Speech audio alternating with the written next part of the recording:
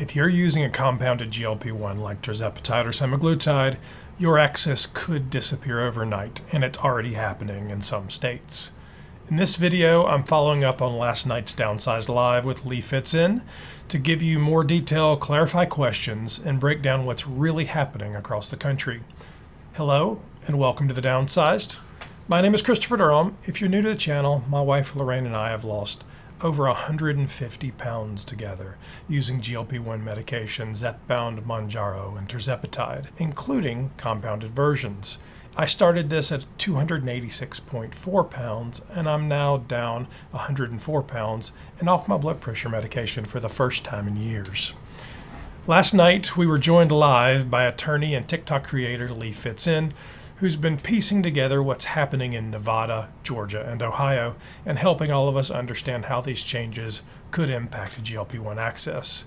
Today, I'm following up to go a little bit deeper, clear up some confusion, and explain exactly why this matters to you, whether you're using compounded meds now or considering them in the future. Let me be very, very clear, though. This conversation is strictly about compounded medications. It's not about the branded medication. So if you have a prescription from your doctor for Zepbound, Mounjaro, Ozempic, or Wegovy, you should be able to fill them at your drugstore, and this conversation does not impact them. Just a quick caveat before we begin. I'm not a doctor and I'm not a lawyer. I'm not a pharmacist. This is not medical or legal advice. It's based on publicly available information and our personal experience using GLP-1s to treat the disease of obesity. If that sounds helpful, please like this video, subscribe, and hit the bell. We post updates like this every day. All right, so let's jump into it. Nevada is banning compounded GLP-1s. On June 2nd, the Nevada State Board of Pharmacy issued a formal notice to all pharmacies, 503As and 503Bs, telling them that they must immediately stop compounding, dispensing, or distributing tirzepatide and semaglutide injections. Well, why did they do that?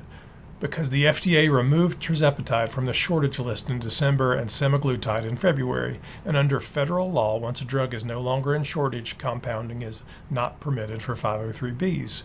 Two federal court rulings earlier this year backed the FDA, and now states are acting. Nevada's letter was blunt. There was no gray area, no personalized dosing loopholes, no exceptions, no compounding with other vitamins or anything like that. There were no loopholes. They simply said if you keep compounding, expect fines, citations, or license suspensions. They also reminded pharmacies that 503As are prohibited from selling compounded meds to doctors, and pointed everyone to updated compounding rules that went into effect in November. This isn't a hypothetical, it's happening now. So let's move on to Georgia. The Georgia Board of Nursing has circulated a letter from Eli Lilly, so still in the Eli Lilly letterhead, the manufacturer of Zepbound and Mounjaro. The letter stated that compounded tirzepatide is illegal, even when it's modified, diluted, or personalized. So the Georgia Board of Nursing didn't write their own letter, they didn't reframe, rehash, they simply passed on the Eli Lilly letter. Georgia did not issue new rules, but when a state board forwards a letter like this, it's often interpreted as a signal, and it's raised real concerns. Now, some nurses are asking, could I lose my license for administering a compounded GLP-1? At this point, there's no formal guidance from the board and no disciplinary action has been announced, but the uncertainty is real and no one wants to be the first test case. This is especially important in the context of telehealth. Many telehealth services rely on nurse practitioners as frontline providers. They're the ones evaluating patients, writing prescriptions, and managing ongoing treatment. If nurses and nurse practitioners begin to feel unsure about what's legally safe when it comes to compounded GLP-1s, it could impact access, particularly for patients who depend on telehealth for care. So now the nurse practitioners are asking, could I lose my license for writing a compounded GLP-1 prescription? The answer is we don't know that yet, but no one wants to be the first test case for this one either. Now let's talk about Ohio. On May 5th, the Ohio Board of Pharmacy suspended the license of Slimbolic Weight Loss and Med Spa in Beaver Creek. The reason, a 29-page list of violations. Here's just a few. A main doctor listed as the clinic's responsible person who'd never even been to the clinic.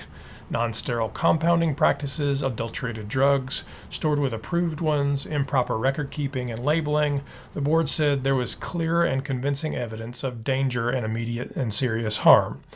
But Slimbach isn't alone. In January, the board suspended clinics in Cleveland, Columbus, Cincinnati, and Dayton for selling drugs labeled for research use only from unlicensed, out-of-state sellers. In March, they shut down a spa for injecting patients with counterfeit Botox obtained from a California dentist. And when Ohio Attorney General Dave Yost warned 14 med spas to stop making false or misleading claims about compounded GLP-1s, his statement was direct. People deserve clear and accurate information about the medications they're putting in their bodies. Being truthful isn't just business, it's the law. So there's three very distinct things, right? There's Nevada and their letter to the pharmacies. There's Georgia and them passing on Lilly's letter to the nurses. And then there's Ohio. Ohio is a very distinctly different situation. Many of these sound like legitimate safety issues that should be taken care of. So I don't worry about Ohio as much. What I would say, and we continue to say to all telehealth and all compounding pharmacies, is you should be setting the standard for health and safety. Do not break the law. Do not bend the rules. Do not endanger the patient's safety or their life. Period. If these med spas and pharmacies were legitimately not being safe, then Ohio should have shut them down.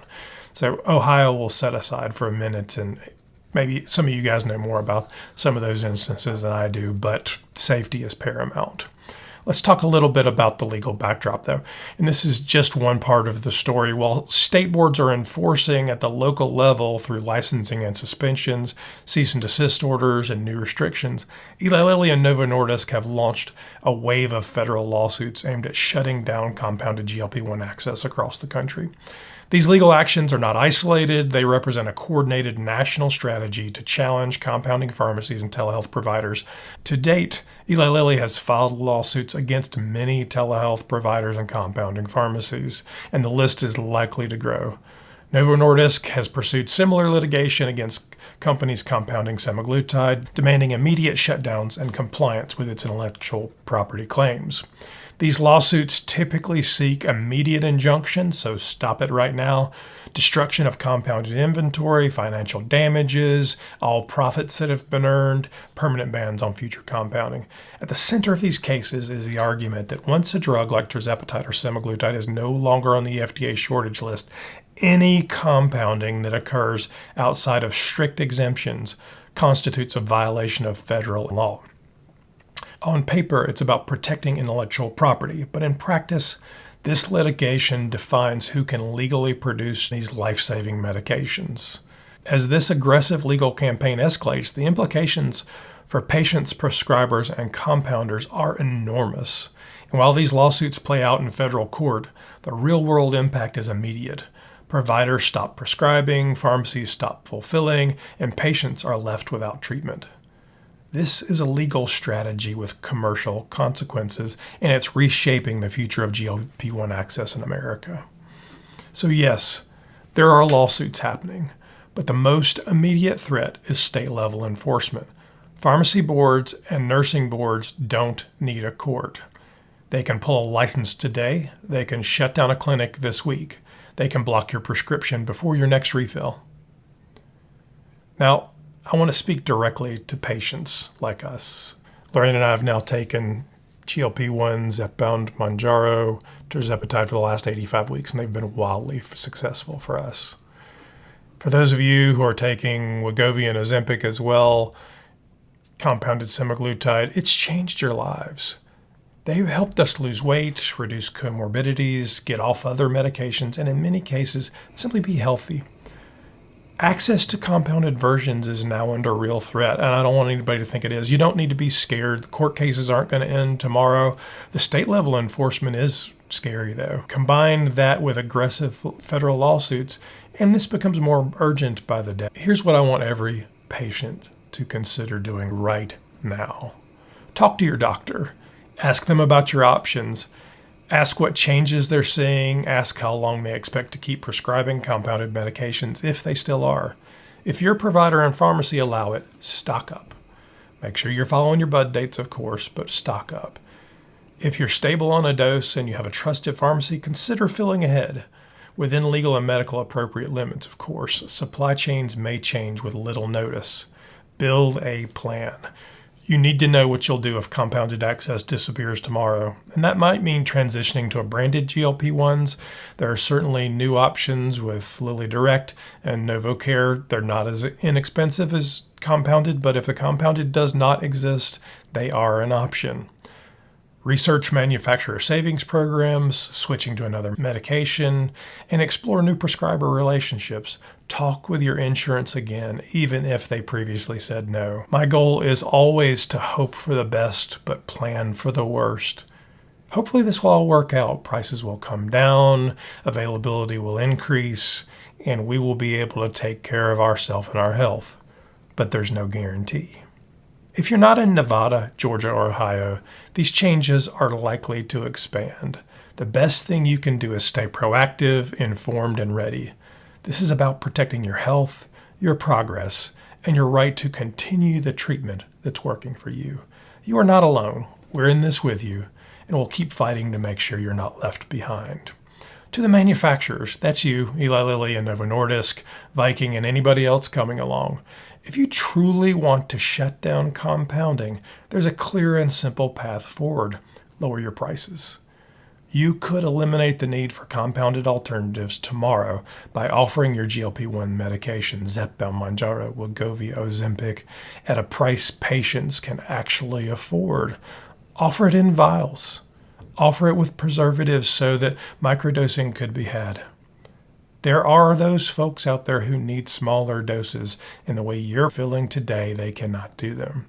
Set the price under $200 a month, and the demand for compounded versions would vanish almost overnight. That one move would expand access for millions of patients. Build goodwill with the medical community as well as patients, win over regulators, grow your market share dramatically, and still protect your bottom line. You do have the right to be profitable on patents. We believe that wholeheartedly. You do not have the right to be obscenely profitable. You do not have the right to price gouge. The truth is, you will still be profitable at a lower price, and we all know that. In fact, you can be more profitable. Lower prices mean more prescriptions filled, more patients treated, more lives changed, and with that comes brand loyalty, trust, and lasting relationships with people who are thankful, not frustrated, with people who love you, not hate Big Pharma. Right now, patients see Big Pharma as the barrier, as the enemy.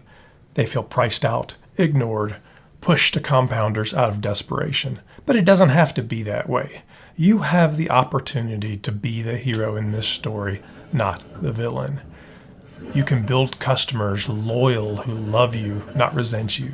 You can lead on access, not fight it. You can be the reason patients stay healthy, stay supported, and stay out of harm's way. The system isn't working for the people who need it the most, but you have the power to fix that. Lower the prices, expand the access, build the trust. You don't need to destroy compounders to win. You just need to listen to your patients. Do the right thing. Be the hero. Finally, if you have thoughts, questions, concerns, experiences around losing access or what's going on, please leave them in the comments.